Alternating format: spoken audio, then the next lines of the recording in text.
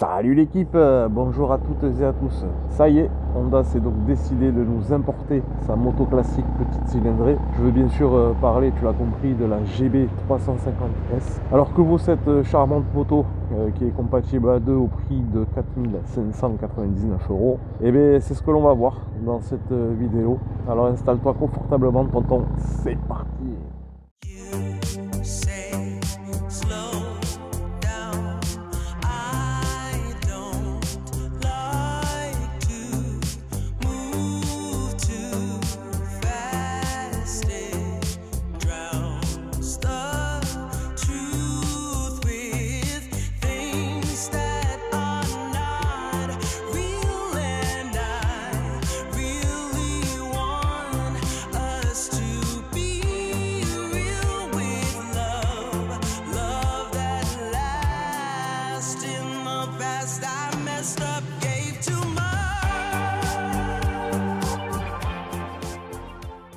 Allez l'équipe, donc cette nouvelle Honda GB 350S 2025.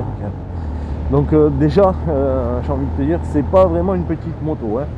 Honnêtement, quand tu passes la porte d'une concession Honda pour venir découvrir cette GB 350S, ce qui va t'attirer immédiatement à l'œil, c'est son niveau de finition. Et souvent dans ce segment, et surtout dans cette fourchette de prix, on va dire, les machines qui te sont proposées, des fois elles sont un peu perfectibles. J'entends par là que comme tu es dépourvu de carénage, voilà, il peut y avoir des choses un peu apparentes comme des soudures, comme des câbles qui sont mal positionnés, qui vont te passer par exemple trop près du compteur, tu vois, ce genre de choses, etc. etc.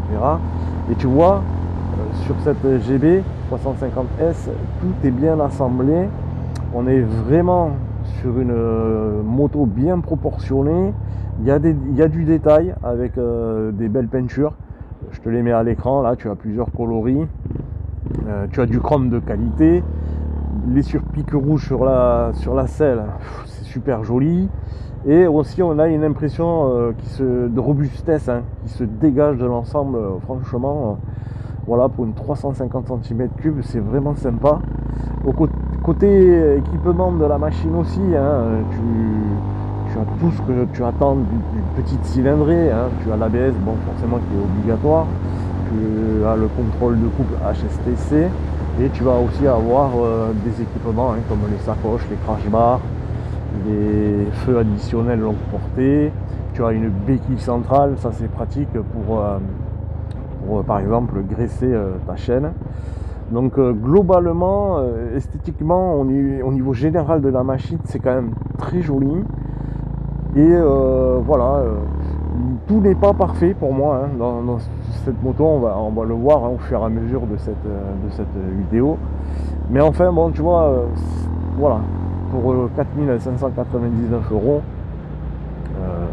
je pense que c'est un bon compromis.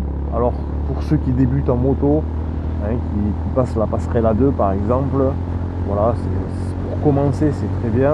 Ça peut être très bien en deuxième moto. C'est des motos qui vont convenir très bien pour la balade, en solo ou en duo. Il y a aussi, il faut le dire, moi je pense, des secteurs où tu ne pourras pas aller, ou alors si tu y vas, ça sera sur des trajets courts, c'est l'autoroute. On est sur des vitesses, hein, qui sont relativement faibles. On est sur un moteur monocylindre, course longue. Donc tu vas tirer beaucoup sur la 4, hein, pour arriver 120, on va dire, ouais, 110, 120 on va dire. Et la 5 overdrive, on va dire, parce que c'est vraiment, la 5, voilà, c'est vraiment pour tirer très très long. Donc voilà, on va dire en vitesse de croisière solo, 110, ça va très bien. Bien évidemment, il faudra anticiper tes dépassements, et encore plus, j'ai envie de te dire, si tu es en duo. Voilà. Au point de vue technologique, hein, on a un éclairage full LED à l'avant et à l'arrière, donc un feu au niveau de l'avant sur 3 étages. Donc moi là, sur ce type de moto classique, oui, full LED, oui, mais peut-être un phare plus designé, tu vois, qui fasse plus classique encore. Là, on est sur de la modernité. Je trouve que ça ne matche pas trop avec la moto. J'aurais préféré avoir quelque chose de plus classique au niveau du phare. mais bon, c'est quand même un facteur qu'il ne faut pas prendre à la légère, l'éclairage, hein, surtout de nuit. C'est bien de voir avec la nuit avec des éclairages qui sont assez puissants, et celui-là fait très bien le taf. Au niveau du compteur de vitesse affiché et associé aiguille et analogique, hein, donc dans ce petit écran analogique tu auras le rapport engagé, la jauge à l'essence, l'heure, la consommation, les distances, hein, voilà, et aussi un voltmètre. Donc il est positionné sur la droite du compteur. Bon, moi je trouve qu'il n'est pas trop visible. Le compteur à aiguille, certes, c'était à minima ce qu'il fallait avoir pour rappeler ce côté classique néo-rétro. Je trouve qu'ils auraient pu le retravailler différemment, ce compteur, faire vraiment quelque chose de encore là de plus classique. Si tu associes le classique avec la modernité, je pense qu'ils auraient pu faire autre chose. En plus, Honda sait le faire. Voilà, ils auraient pu, tu vois, chez Royal Enfield par exemple, tu as un compteur et un tripper sur le côté. Tu vois, ça fait deux petits compteurs ronds, un plus grand que l'autre. Et je trouve que voilà, ça amène quelque chose en plus. Bon, ça c'est encore un avis personnel, mais enfin je te le dis. Elle dispose aussi bien sûr de l'anti-patinage, hein, qui est déconnectable. Ensuite, pour l'aspect mécanique, on trouve, je te l'ai dit, un monocylindre à longue course, hein, de 350 cm3, qui délivre une puissance de 21 chevaux à 5500 tours minute. Alors évidemment, il y en a toujours qui diront qu'il n'y a pas assez de chevaux, et j'ai envie de dire que je vais aller un petit peu dans leur sens, tu vois. Moi, j'aurais voulu avoir un bon 30 chevaux, au moins. Ça t'aurait permis, je pense, sur la route d'être un tout petit peu plus à l'aise, notamment au niveau des dépassements, de l'anticipation que tu peux avoir. En revanche, au niveau du couple, on est très bon, hein, c'est un long course, on est à 29 Nm de couple à 3000 tours minute. Donc là, on est sur quelque chose d'assez correct, moi je trouve, au niveau du couple. J'aime bien, hein, c'est d'ailleurs les caractéristiques techniques qui se dégagent de ces longues courses, hein. Et on a aussi un embrayage à glissement limité qui est présent et qui va aussi faciliter la conduite. La partie cycle, elle est somme toute classique, j'ai envie de te dire, composée d'un cadre tubulaire acier, une fourche à l'avant télescopique de 41 mm de diamètre, et il y a 106 mm de débattement. Et donc tu vois, on a un bon débattement, la fourche elle fait son taf, et c'est couplé tout ça avec un double combiné amortisseur arrière qui est du même débattement et qui est pas réglable. Au niveau du freinage, c'est assuré à l'avant par un simple disque flottant, hein, de 310 mm avec étrier de piston. Pour l'arrière, c'est un simple disque, hein, de 240 mm avec un étrier aussi simple piston. Et oui, le tout, je te l'ai dit tout à l'heure, sous la surveillance, on va dire, d'un ABS, hein, qui, je te rappelle, est obligatoire. Donc pour ce modèle, il est équipé d'une monte de pneus Metzeler Tourance en 110 90 19 à l'avant. D'ailleurs, ça on va en reparler tout au long de l'essai route là, de cette roue à l'avant de 19 pouces. Moi je suis pas fan et je vais t'expliquer pourquoi après. On est sur l'arrière 150 70 17 pouces. Et voilà, je te l'ai dit, on va en parler tout de suite. Je trouve que cette roue de 19 à l'avant, elle rigidifie l'ensemble au niveau du train avant. J'aurais préféré, moi, avoir la même roue à l'arrière qu'à l'avant. Ça aurait fait une moto plus, comment te dire, plus vive, tu vois, plus incisive sur les angles. Voilà, sur le train avant, c'est plus léger, c'est plus efficace, je trouve. La roue de 19 à l'avant, elle est mise pour soi-disant t'amener dans la courbe, voilà, dans les grandes courbes, ça t'amène une stabilité, mais raison gardée au vu de la puissance de la machine et de la vitesse à laquelle tu peux l'amener. Tu es déjà à fond, on va dire en quatrième à 120-130, je pense que la courbe déjà en troisième, si tu la passes à 80, voilà, t'es pas obligé d'avoir cette roue en 19 qui soi-disant, bon voilà, t'amène de la stabilité dans la courbe. Moi j'aurais préféré avoir un train avant, voilà, plus vif, hein, ce qui rend la conduite aussi plus agréable. Enfin bref, ça c'est encore un avis personnel. Mais d'après voilà, les commentaires que j'ai beaucoup reçus sur cette 350 GTS, évidemment, il y en a plein qui me le disent et qui sont assez d'accord avec moi. D'ailleurs, si toi, tu as d'autres infos, hein, ou si tu as un autre ressenti, ben, tu as les commentaires en bas dans la vidéo pour t'exprimer. C'est avec un grand plaisir que je vais lire tes commentaires et bien évidemment j'y répondrai. Voilà, pour la prise en main, voilà, c'est une prise en main assez facile.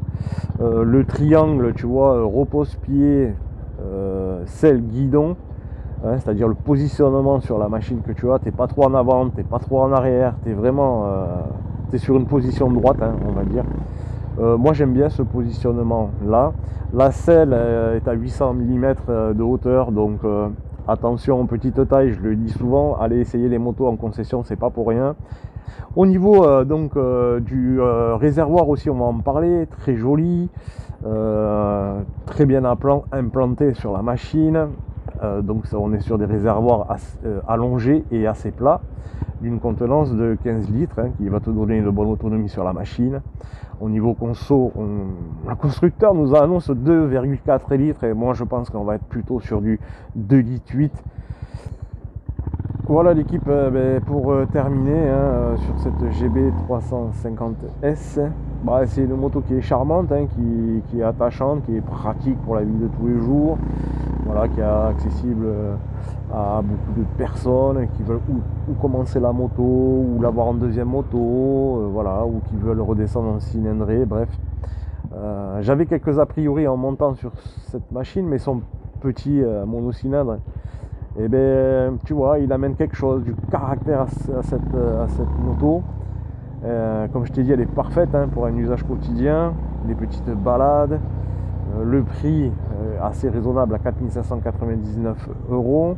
Elle se positionne bien en dessous de ses concurrents tout en offrant un vrai cachet vintage et une mécanique qui est rassurante, une garantie 6 ans, un design soigné, son moteur il est agréable. Elle a tout pour séduire, hein, que ce soit les jeunes permis ou comme les amateurs de motos classiques. Hein. Je ne dis pas que les concurrents font moins bien, mais je dis qu'elle se positionne très bien. Maintenant, seul le volume des ventes va répondre à toutes ces questions. Mais Honda, ils envoient quand même un signal fort hein, face à la concurrence et ils renforcent leur segment. Hein. Et les concurrents, on va dire le concurrent principal, c'est Royal Enfield. Hein. Parce qu'eux, ils sont quand même sur des modèles au look néo-rétro qui sont quand même bien finis. Ça pêche par la puissance des moteurs. Hein. Chez eux, c'est des moteurs à faible puissance. Mais voilà, ça se joue vraiment pas de beaucoup. Hein. Donc on est content quand même d'avoir ça dans la gamme classique petite cylindrée. C'est un réel plaisir de la conduire. C'est une moto qui est sans prétention, hein, on va dire, mais avec un vrai charme et qui risque bien de trouver son public au final, hein, moi je pense. Hein, voilà. Mais enfin ça c'est un avis personnel. Voilà ce que je pouvais vous dire l'équipe. Un grand merci à vous pour votre fidélité, ceux qui sont abonnés.